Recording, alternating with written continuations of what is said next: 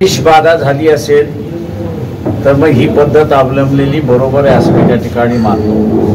पण ज्या ठिकाणी विष न देता मारहाणीतून असणारं त्या ठिकाणी मारण्यात आलेला आहे, तिथे असणारं पॅथॉलॉजिकल फॉरेन्सिक हे उपयोगाचं नाही असं मी त्या ठिकाणी मानतो। तिथे असणारं तुम्हाला क्लिनिकल फॉरेन्सिक करणं हे गरजेचं आहे। त्याका तिथे हाडाला मार लागलाय का, नसाला मार लागलाय का, त्याचे मसल्स आहेत त्याला मार लागलाय का, त्याचे जे वेगवेगळे अवयव आहेत त्या अवयवाला मार लागलाय का, हे या क्लिनिकल याच्यामधनं असणारं क्लिनिकल फॉरेन्सिकमधनं त्या ठिकाणी दिसतं। त्याच्यामुळे सरकारने आता या दोन्ही गोष्टी अवलंबल्या पाहिजेत असं माझं स्वतःचं असणारं सरकारकडे आग्रह आहे। SP-ना सुद्धा असताना मी विनंती केली की आईवडिलांनी त्यांचा असणारा अंत्यविधी हा असणारा रचना करून त्या ठिकाणी केलेला आहे। त्याच्यामुळे त्याची बॉडी आता काही मिळू शकत नाही, पण फोटोग्राफ जे आहेत त्या फोटोग्राफवरनं क्लिनिकल फॉरेन्सिक करता आलं तर त्या ठिकाणी पाहून त्याचा असणारा आपल्याला त्या ठिकाणी करता येईल अशी परिस्थिती आहे। पोलिसांकडे असणारा मेडिकल रिपोर्ट आलेला आहे, पोस्टमॉर्टम रिपोर्टही त्याच्यामध्ये आले, कॉज ऑफ डेथ हेही त्याच्यामध्ये आलेलं आहे आणि त्या दृष्टीने त्यांनी असणारं कामकाज करायला सुरुवात केलेली आहे। पण दुर्दैव मी असं म्हणेन की महाराष्ट्रामध्ये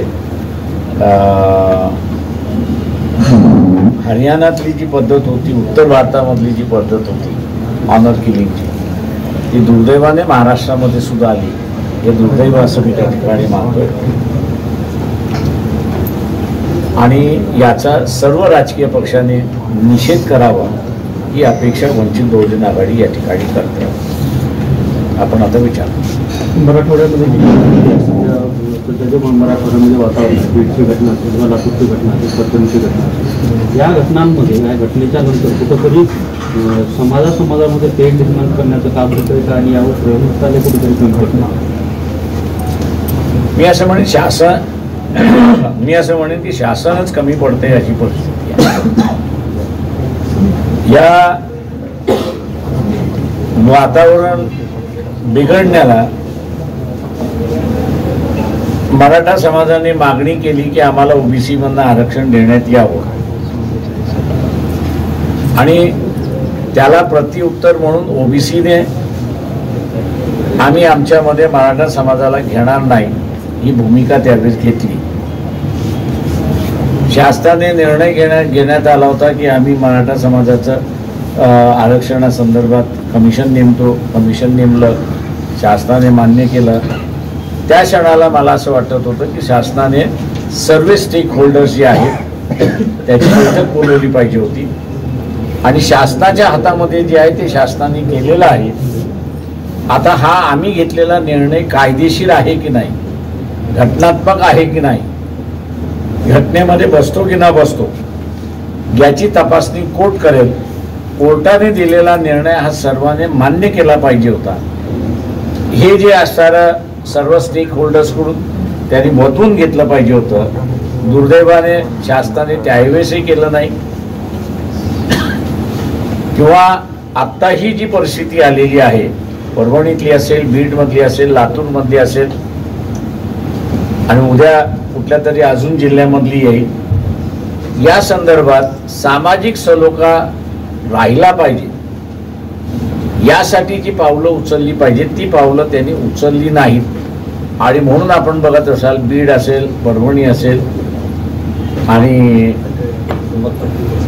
लातूरमध्ये या घटना घडल्या त्या समाजामध्ये पर्क्युलेट व्हायला लागलेल्या आहेत। त्या पर्क्युलेट होणार नाहीत याची ती दक्षता घेतली पाहिजे, ती दक्षता घेतल्या जात नाही अशी असतात परिस्थिती आहे। साहेब, बीडचा जो प्रकरण आहे त्याच्यामध्ये CID असेल किंवा तपास यंत्रणा जी आहे त्याच पद्धतीनं परभणीमध्ये सुद्धा जशा यंत्रणा राबवल्या पाहिजे होत्या पण ते राबवल्या जात नाही, त्याच्याकडे कसं बघता? असे बीडमध्ये पोलीस यंत्रणा राबलीच नाही, तुमची माहिती चुकीची आहे। जी पद्धत परभणीमध्ये होती ती परभणीत ॲटलिस्ट आम्ही असणारं जाऊन तिथल्या असणारा बदलू शकतो आणि तिला असणारं उलटी दिशा देऊन तिला असणारं सरळ मार्गावरती त्या ठिकाणी आणतो. लातूरमधलं सुद्धा असणारं जे आहे ते आता एस पीशी मी टेलिफोनवरती सुद्धा बोलत होतो ना, आज प्रत्यक्षात असणारं आहे. त्यांनीही असणारं कायदेशीर आपल्याला जे जे करायचं आहे तेही करायला त्या ठिकाणी सुरुवात केलेली असं म्हणेल. पण ॲडमिनिस्ट्रेशन कितीही हे करायला लागलं तरी माझ्या अंदाजानं स्टेक होल्डरशी तुम्ही जोपर्यंत बैठक बोलवत नाही तोपर्यंत महाराष्ट्रामधलं हे जे समाजामधलं तेढ वाढत चाललेली आहे तिला थांबवता येणार नाही अशी परिस्थिती आहे. या घटनेच्या ठिकाणी आणखी आमदारांनी खासदारांनी भेट दिली नाही त्याबद्दल ते माझी विनंती राहणार आहे आमदारांना खासदारांना की मतदार हा मतदार आहे, तेव्हा एका तरी आमदाराने त्या कुटुंबाला भेटावं म्हणजे वातावरण तरी असताना निवाळेल अशी असताना परिस्थिती.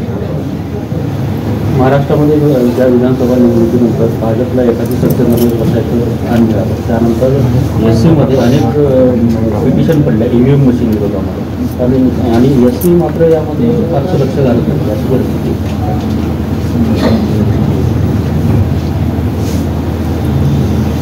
आता सुप्रीम कोर्ट का लक्ष घालत नाही त्याच्याबद्दल मी काही बोलू शकत नाही. चालेल, आभारी आपलं सगळ्यांचा.